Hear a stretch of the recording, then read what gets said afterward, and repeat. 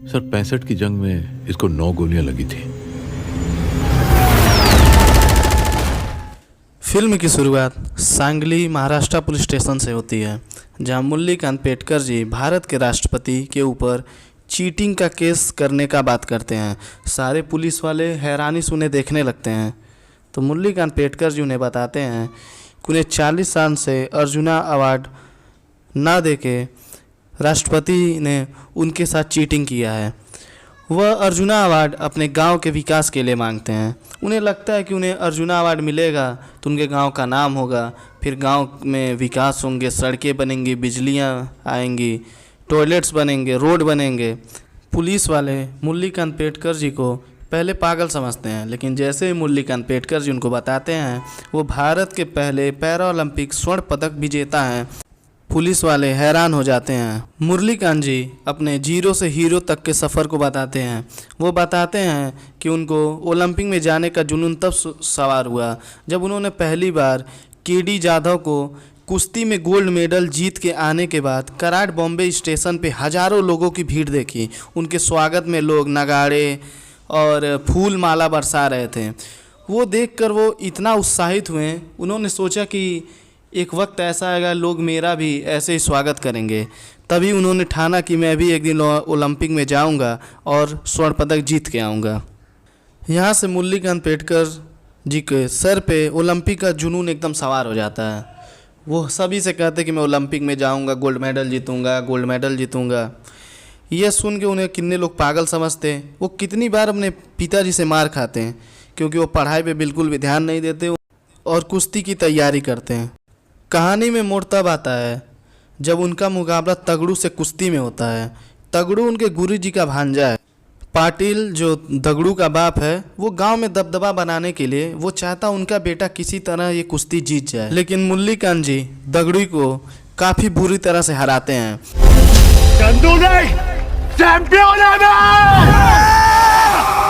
इससे पाटिल का काफ़ी बेइज्जती होता है। पाटिल के आदमी मुरली कांत जी को मारने के लिए दौड़ा लेते हैं। मुरली कांत जी भागते भागते एक पूना जाने वाली ट्रेन में चढ़ जाते हैं, जहां उनकी मुलाकात गरनैल सिंह से होता है। मुरली कांत जी का गरनैल से अच्छी दोस्ती हो जाती है। वो अपनी पूरी कहानी सुनाते हैं उसको। गरनैल बताता है कि ओलंपिक में जाने का सबसे आसान तरीका है आर्मी। दोनों लोग साथ में आर्मी ज्वाइन करते हैं और यहाँ इनकी मुलाकात टाइगर कोच अली से होती है। आर्मी में कुश्ती ना होने के कारण मुरली कांत जी भी बॉक्सिंग की तैयारी शुरू कर देते हैं गरनैल सिंह के साथ।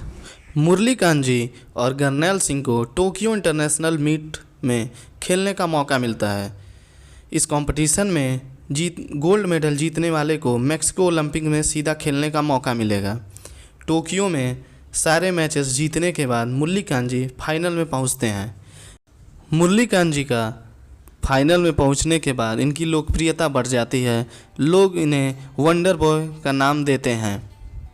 मुरली कांत जी का वहाँ मुलाकात एक महिला रिपोर्टर से होता है, जिससे मिलने के बाद मुरली कांत जी काफ़ी आकर्षित हो जाते हैं, या कह सकते हैं वो अपने खेल से एकदम डिस्ट्रैक्ट हो जाते हैं।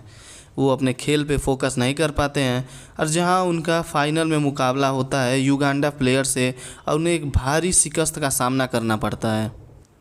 करोड़ों इंडियंस का दिल टूट जाता है और कोच टाइगर अली काफ़ी दुखी होते हैं। कुछ महीने बाद कश्मीर में 1965 में ड्यूटी करते टाइम अचानक उनको पता चलता है कि एशियन नंबर 1 बॉक्सर होने के वजह से इनका सिलेक्शन ओलंपिक में हो चुका है। तभी अचानक आर्मी कैंप पे अटैक हो जाता है, जिसमें इनके दोस्त गरनैल सिंह के साथ कई साथियों की मौत हो जाती है और मुरली कांत जी को 9 गोली लगता है। गोली लगने के कारण मुरली कांत जी कोमा में चले जाते हैं। चैंपियन गिरता है लेकिन रुकता नहीं है छोटू। 2 साल बाद 1967 उधमपुर में 2 साल बाद मुरली कांत पाटेकर जी को पहली बार कोमा में से होश आता है। रीढ़ की हड्डी में गोली लगने के कारण इनके नीचे का हिस्सा पूरा पैरालाइज हो जाता है। मुरली कांत जी अपने भाई के साथ अपने घर जाना चाहते हैं, लेकिन उनके भाई उनको यह कह के मना कर देते हैं कि घर की स्थिति ठीक नहीं, और वो कहते हैं कि तुम्हारा इलाज हॉस्पिटल में अच्छा होगा, घर की पैसे की कमी है और ना तुम्हारा कोई देखभाल करने वाला है। ये सुन के मुरलीकांत काफ़ी अकेला और ख़ुद को कमज़ोर महसूस करते हैं। मुरलीकांत जी अपने ज़िंदगी से तंग आके नींद की 30 गोली खा के आत्महत्या करने की कोशिश करते हैं, लेकिन वो फिर भी बच जाते हैं। कुछ दिन बाद इनका मुलाकात फिर से टाइगर कोचली से होता है। वो इनको मोटिवेट करते हैं पैरा ओलंपिक्स में जाने के लिए, para Olympic free style swimming में पार्टिसिपेट करने के लिए। 1972 अगस्त पश्चिम जर्मनी में म्यूनिख शहर में चौथे पैरा ओलंपिक में इंडिया के तरफ से खेलने को मौका मिलता है,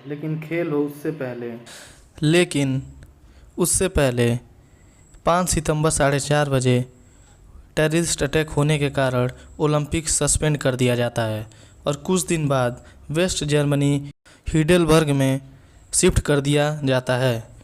मुरलीकांत पेटकर जी क्वालिफाई मैच में चौथे पोजीशन पे जगह बना के सेमीफाइनल में प्रवेश करते हैं।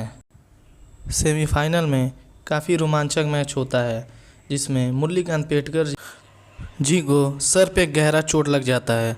चोट लगने के बावजूद भी मुरलीकांत काफ़ी बढ़िया प्रदर्शन करके तीसरा पोजीशन लाते हैं और फाइनल में प्रवेश करते हैं।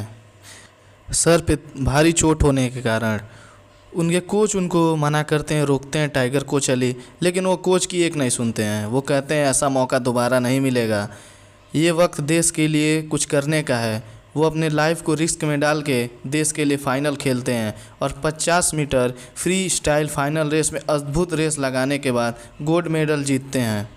भारत में ना ही कोई रिकॉर्ड है, ना ही इनको कोई पहचानता है, लेकिन 40 साल बाद मीडिया द्वारा इनकी कहानी सबके सामने लाने के बाद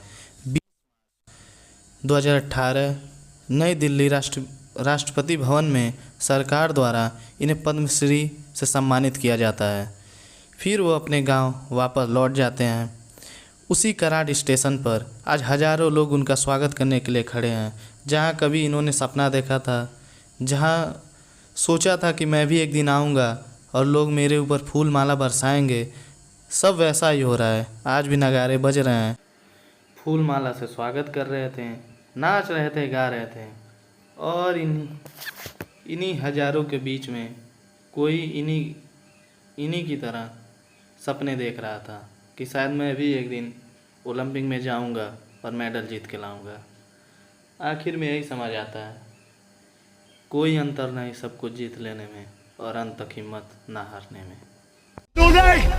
चैंपियन है।